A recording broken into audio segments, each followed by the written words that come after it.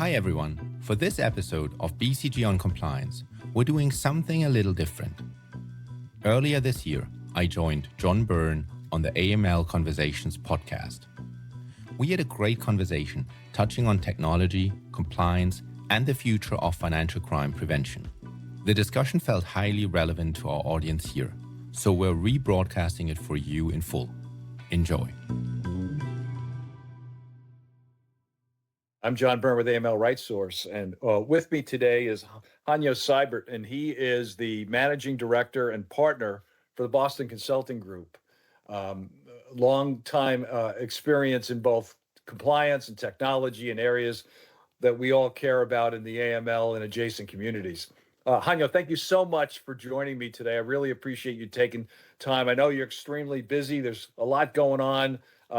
Let me start with the broad question. And the question is, in 2025 versus if we had this conversation 20 years ago, technology is so much more important to successful compliance. When a client or potential client reaches out to you and say, we're trying to figure out, let's say a mid-sized institution, a fintech, a traditional bank, whatever, walk us through your discussion with them about the value proposition of technology to help successful compliance. Sure. Hi, John. Happy to be here. Great question. So I think 20 years ago, it was pretty much still the same discussion. I think the weighting has, however, shifted completely between the components, right? Where 20 years ago, it was probably first a policy framework and where do I actually put compliance or anti-financial crime prevention? Do I put it under legal? Where do I put it? This type of discussion. And then secondary was the discussion on, what data do I actually have? What data do I need? And do I have some technologies? And we all know all the technologies that have been around for 20, 30 years in transaction monitoring, screening, etc. So it is not that 20 years ago, it wasn't a tech discussion. It was usually just a technology came second. Nowadays, if I would get the same request as per your example, I think it's very often leading with technology. So I think it shows just how important and how vast and broad and deep the technology discussion in compliance and in anti-financial crime has become. And interestingly so, I think nowadays, sometimes even I need to stop some clients, or not only clients, but also within BCG internally, or generally people in the market, to not only talk technology and innovation and AI and bring it back to the fundamentals of the business. So what do I want to achieve? What's my core mission, as you gave the example of a bank? Like, first and foremost, I'm a bank, but what's my role in fighting economic crime, in ensuring compliance, in all of these things? Have I really understood, or am I trying to talk about technology and AI because it's quote unquote fancy? Or have I understood, okay, if I do this, it helps me better detect my risks, so it helps me on my effectiveness, or certain things help me on my efficiency, which again should help me on my effectiveness because things get more transparent, more standardized, more streamlined, and that should also effectively help on effectiveness. So it's almost on the pendulum has swung thus far that everyone wants to talk technology, and we need to remind them sometimes, look, let's come from the business problem that we want to solve, and technology is a very powerful tool, and actually more than one tool, a set of tools, but it is a couple of tools, and you need to have the right tool for the right problem, right? Not everything is a nail, not every tool is a hammer, but it is a very, very powerful one. But in short, yes, technology is left, right, and center of any discussion we have these days. It's interesting when I've talked to law enforcement folks regarding surveillance, transaction monitoring, the use of technology as it continues to improve, they always say sort of the same thing. They say it's important to have those various tools, again, depending on what your goal is. But at the end of the day, you still want to have, I'll call it human intervention. You want somebody with an investigative background, somebody that knows, an analyst that knows what they're looking at, that sort of thing. So even though I've seen some evidence of how AI has been used in a variety of spaces, and I'm sure you have as well, having that, I won't call them guardrails, but that oversight is also, at least our law enforcement partners believe that's fairly essential. What about in your world? Absolutely. I mean, couldn't agree more. I think to me, it comes down to what we would call the diverse teams. And like, I know a lot of buzzwords and so on, but really from experience to say, you need to have the law enforcement people. You need to have the risk management people, which is also often forgotten. You need to have ideally the data people and the data science people. And to me, there's a distinction between data engineers or data people and data science people. So you need, in the ideal setting, you have a diverse team, and they support one another and they learn from one another, right? Because also a enforcement person can learn something about, oh, this is what's happening in the data with the, say, 10 million customer, with the 2 billion transactions from the data scientists. But the data scientists also, as you said, need the law enforcement people. Maybe one funny, I find it funny anecdote from my project life. A couple of years ago, we're doing like machine learning models. So think of random forest models for transaction monitoring. And we had a data science team, and they were kind of working on their own for a week. And I was getting nervous because, like, back to the point, A needs to speak to B. And so when I was checking in with them, they showed me like the models and the results they had. And so we were digging deeper into it. And I was wondering, like, so how do you come to this? And they were pitching the results of the model. Oh, this is so much better. Look at this. And so from a statistical perspective, the random forest model was much better. But what they had done is they had calibrated the so-called reward function in a way where false positive, false negative, they'd given an equal weight to both. Not understanding that, hey, if I miss a money launderer or a terrorist financing act, it's basically the same severity as if I have a false positive. Right. So to me, and then we unwinded it and updated the model. But to me, this is a great example because, like, from a statistical perspective, you wouldn't care that much, right? From a law enforcement, from a legal perspective, you'd say, of course, I want to detect the terrorists, the drug traffickers, et cetera, and so on. And that's where I think this combination is required on what is actually the impact. Is it worse to miss one here, or is it worse to create more volume over here? And in very good teams, I think they've managed that all of the different people with the different backgrounds come together and speak one language and also work together as a team. And that's where really the power of that diverse setting and diverse skill sets lies. No, that makes a lot of sense. Let's talk about compliance. I've spent my career in compliance, and you've done very similar work, obviously. I remember being at a financial institution for a couple of years, and the tagline on the email that you were to send around with your messaging was, compliance is everybody's business. And a lot of banks do similar things, you know, to keep the sort of the tone at the top and the tone in the middle strong.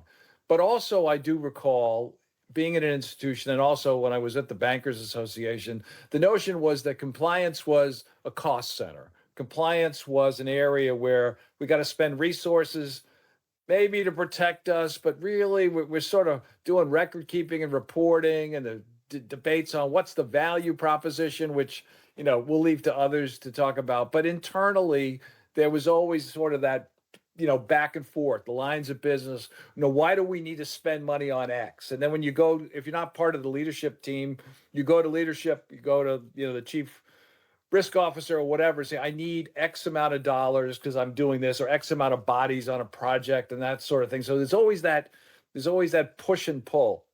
When they call you in and your colleagues in to talk about elevating or adding to the compliance resources, what are some of the things that you raise, and what's some advice that you give other compliance officers? Here's how you make your case. And I would argue, like I said, they call it a cost center. I'd say in many cases it's a cost saving center, but I'm really curious of your perspective. No, great question. And I certainly recognize both of the angles that you were mentioning.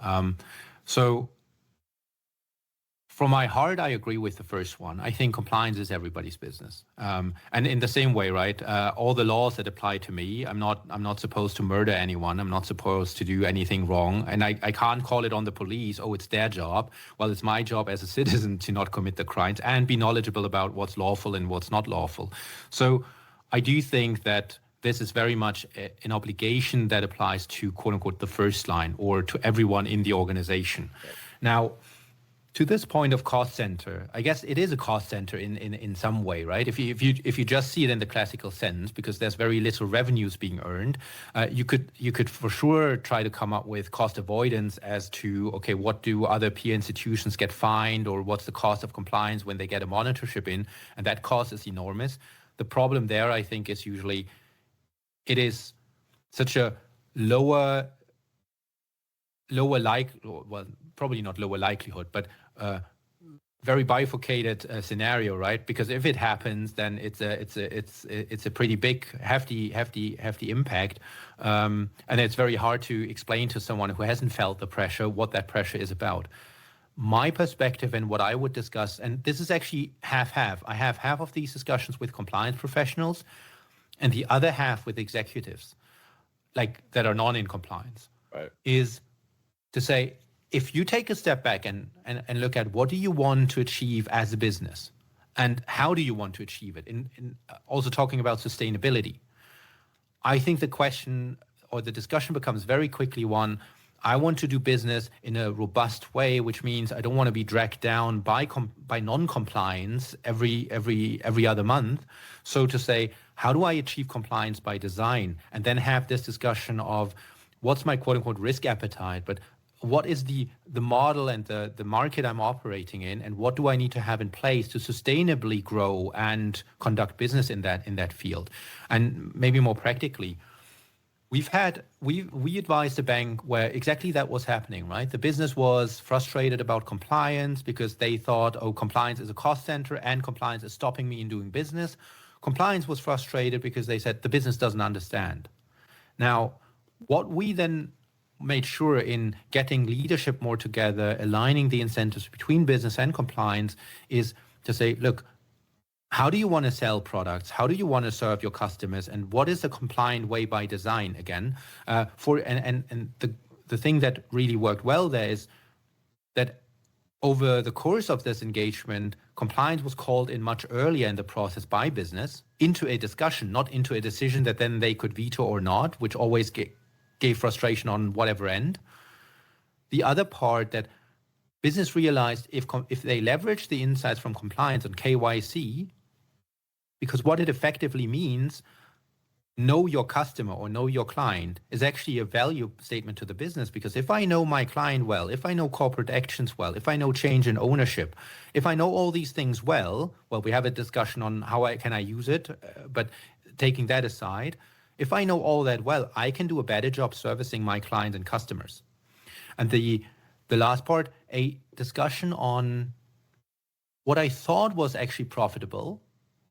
Is that actually profitable if I calculate all the costs? And yes, compliance is a cost center, but it's not a cost center that just creates cost on its own will. It's associated to the business. So when we did the analysis, there was actually a lot of international complex banking products that weren't profitable anymore, where then from a business perspective, the bank had the decision and the consideration, do I actually want to maintain some foreign markets? Do I want to maintain the diversity and complexity of the product mix, or do I want to standardize products so that also the cost of compliance, but also the business cost of maintaining such a diverse thing where I tailor-made everything to the individual client goes away a little bit, and therefore also the cost reduces, the transparency increases, and the scalability increases. So with all of that, I think it's a dialogue, but at the end of the day, acknowledging that compliance is there to stay. Compliance is part of the whole product and customer service consideration. It's not an afterthought. You know, in the early days of compliance in my career, I can remember the example that we would always use as a bad example, because it had occurred a few times, mainly in smaller banks, but on a Friday before a Monday product rollout, that's when the compliance officer he or she would be told, starting Monday, we're going to offer this product. But to your point, if they're at the table early on, not that they're going to say no, but they can offer you suggestions on how to move with it. You've already made the business decision that you want that particular product, and hopefully by consulting compliance to see what sort of regulatory issues there may be. But having them part of the process just makes it go so much smoother, I guess is the way to characterize it. So exactly. And I mean, if you involve compliance on the Friday before the Monday, the only thing that they can say is no. If you involve them earlier, it can be a actually quite constructive discussion on, hey, we have some questions here, or this might not work in this way. Let's consider doing it in a different way, or we need more transparency and documents from the customer, or we need a consent from the customer in order to do this in that way, etc., and so on. So yes, I think the early on dialogue is much preferred compared to the involving them as an afterthought. Let's shift gears. One of the other areas that we pay a lot of attention to, and in fact, we're going to be doing we did a program back in October, and we're doing one in April, and that's looking at fraud. Not versus anti-money laundering, but understanding that fraud is a key component for the compliance officer. And we've talked offline a bit about keeping up with the fraudsters. So talk both from a technology standpoint and just in general, the need for institutions to, I don't say they have to combine the two, but certainly collaborate with those that deal with fraud prevention and those deal with the broader money laundering issues, but both from a technology standpoint and then just from a governance standpoint. What would you recommend if we call you in and say, hey, these groups are siloed? How do we work together? Yeah, no, I mean, this is again a great question. Something that I think we could probably speak about for a whole day. Right. Let me break it out in a couple of points. Keeping pace with fraudsters, I think that's the big challenge, right? For everyone in the industry, because most of the fraudsters that we know, they don't work in very large organizations with departments and silos and so on. So keeping pace just with that is a challenge, full stop.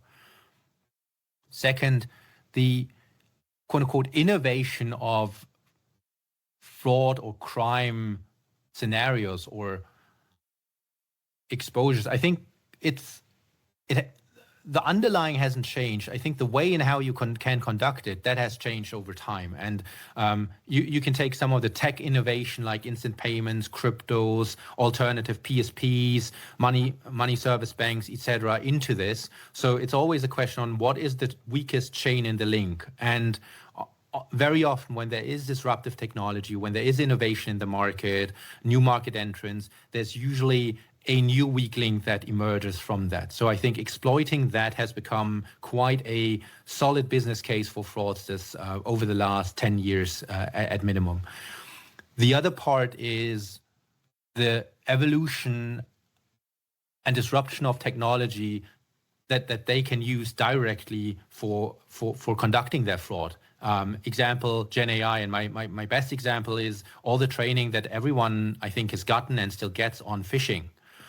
Mm-hmm. Phishing attempts where it's always look for weak language, look for typos, etc. And I mean, all those are gone with Gen AI, right? If that's leveraged well, I mean, you still have this type of urgency, requests, sending money, etc. But this whole like look out for emails with typos. I mean, why should this still exist when Gen AI can write better letters than any human can, right? So there's this notion of it hyperscales for some of the frauds. It also takes some of the quote unquote rules away that we've learned and that are kind of rolled out in some of the trainings that fraudsters are employing in the same way, if not even faster than some of the organizations, because they don't have model risk management. They don't have validation teams. They don't have the silos, and they don't have the governance reporting lines that they have to adhere to.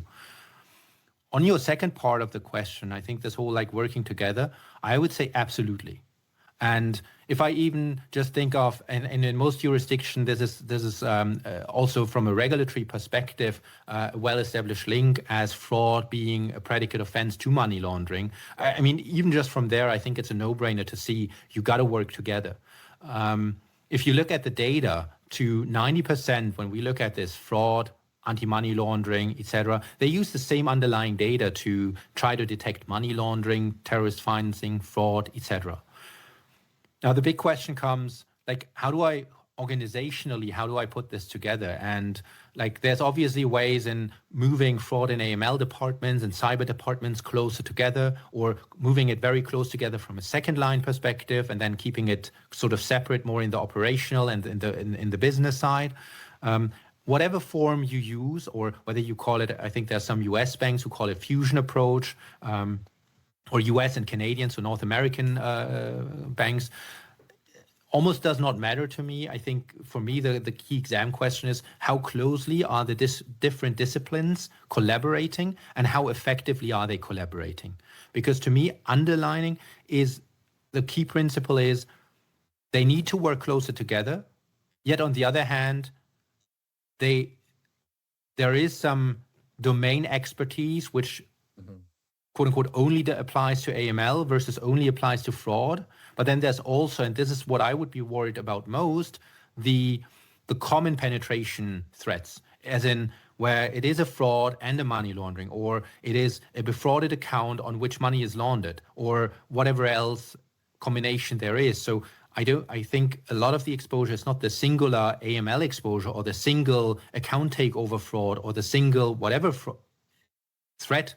It's a combination of things that all go between the cracks in each of the different risk silos, if you will, but combined, they tell a pretty clear story. So the question for the organization is, how do you collaborate across the different centers of excellence, I want to call it, instead of silos, but across the centers of excellence, to be able to see that story and focus on that, rather than saying it wasn't a pure AML thing, it wasn't a pure credit thing, it wasn't a pure fraud thing, but hey, combining it, it's a pretty clear story. The last category I want to ask you about is sort of everything we've talked about leads up to this. And that's the notion, if you're going to do this collaboration, this connecting, communication is key, right? Communication internally, communication with your supervisors, your regulators, communication potentially with outside firms that are going to navigate what legal restrictions there might be. What are some of the recommendations that you make to institutions regarding what I'll just call, from a high level, information sharing? Because that could be a rump group of other banks that are sharing information on processes. This could be a private-public partnership where you're working with law enforcement partners. It could be working with, again, your regulators, because you want them to sort of bless what you've put together. Talk about the importance of information sharing and what some of the challenges to navigate that, so you're allowed to share as much as is feasible. And this is, to me, one of the holy grails in the market in a way, because it's such a disconnect for me for decades between the value statement, which is super clear in my view, as to there's only positive, for any good actor in the market, there's only positive benefits from sharing information and creating transparency. On the other hand, I think no market, no conglomerate, no utility, no whatever you name it, has achieved it in any jurisdiction that I could think of, whilst the value proposition is so clear. So if you ask me, is there value? Absolutely. Do I think that private market participants can solve it by themselves? Personally, I'm skeptical, because I've seen it for the last 15 years and all the ambitions have always stopped short or failed. I've seen some discussions in the public-private collaboration, but a lot of them have also stalled, right? And there's some markets, and I don't want to reference to individual countries now, but there's been some markets who have discussed it also with the local ministries of finance. Very good approaches, very, very good ideas that got me very excited. In the end, for one reason or the other, they always stopped and didn't implement it in the rigidity that they would have to implement it, to make it a group-wide market standard for their respective market. But I do think the potential is absolutely there. If we as a society want to get to the next level of combating fraud, financial crime, and cyber frauds, we got to get to better information sharing. We got to get to better transparency, and we got to get to a more quote unquote utility approach where not everyone is doing exactly the same, where we need to understand it's usually not a competitive advantage to do KYC well. It's an underlining, and it is something where we together, but each country probably individually, we got to recognize that it helps us strengthening the marketplace. So the big question is, who takes up the charge on, or who leads the charge on, let's make either a couple of countries or a specific country a safer, stronger, more robust, more transparent marketplace. Hanjo, I really appreciate your time today. Let me get you out of here on this. As we record in March of 2025, there is a lot of moving chairs, we'll put it that way, right? Both in the US and globally. And compliance is a global issue. We're a global company. You work with global entities, so you don't always make adjustments in compliance based on what one jurisdiction is doing. But having said that, obviously there's been a lot of activity within the U.S.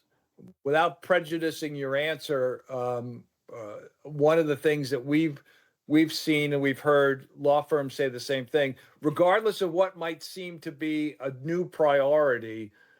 A lot of these laws and regs have statutes of limitation that go beyond a particular administration or what have you. So it's not the time to relinquish your compliance response, but to be more, I don't want to say more focused, but be aware of where the priorities are of your supervisors.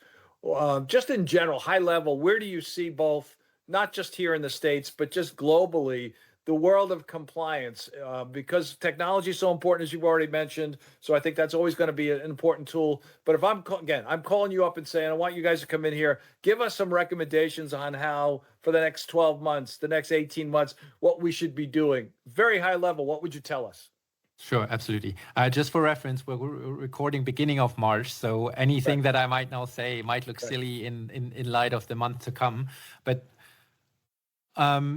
without going into any specific politics or any specific country, I would say number one is I think we see much more uncertainty and volatility in the world, and I think that's a no-brainer.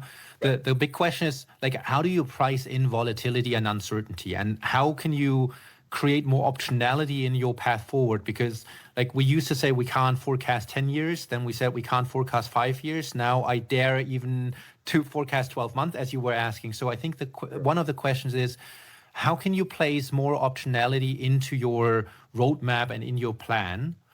And then concretely speaking on some of the events that happened over the weekend that I think you're referring to is, I would say, if we all take a step back and also like think about what we just discussed in terms of being additive to the business, being a partner to the business, and so on, I think maybe reduced harshness, if one could say this, in enforcement from a US perspective, if that is ever the outcome of what has been happening over the weekend. One could also say, and because I could also speak for an hour now about all the bad things there, but if we take it as a chance to say, well, self-regulation in some way does not mean that there should be an end of regulation in that sense, but maybe one could see this as, hey, there might be more degrees of freedom now to think about what should I actually be doing, and come more from an outcomes perspective rather than being super nervous on a single transaction in an international payment that went out 3 years ago. So to say, well, the same principles, I think, still apply regardless of what country A or country B does. What does it now mean for my business? And now maybe I have more room to breathe to say, what do I really want to achieve? And how do I structurally do it? And maybe now I have time for all the tech investments that I didn't have because I was rushing compliance with this regulation, answering to this supervisor or that supervisor. So I think the demand on being compliant does not go away. And the expectation from public to institutions especially does not go away. And how do you then use this to channel the monies of the dollars of investment in a way that is value adding for you as a company, for your stakeholders, but also to some extent for society at large? Because that part does not go away. That's great advice. Obviously, smart people will figure out opportunities in every challenge. And I think that's clearly the direction that you're recommending folks take a look at. And again, we don't know what things will be like in the next couple of weeks or couple of months, but staying on top and paying attention becomes really, really important. So Hanjo, thank you so much for your time. He's with the Boston Consulting Group. More information on the firm, bcg.com. Thanks again for taking the time today. Really appreciate it. Thank you so much for having me, John. That was my conversation with John Byrne on his podcast, AML Conversations. John has been a leading voice in the compliance community for decades, and AML Conversations continues to be a forum for the kinds of discussions you heard today. We'll be back soon with a new episode, but until then, join the conversation by connecting with us on your podcast app, writing a review of the show, or emailing us at bcgoncompliance@bcg.com. Be sure to subscribe to get more insights from compliance innovators. I'm Hanjo Seibert. Thanks for listening.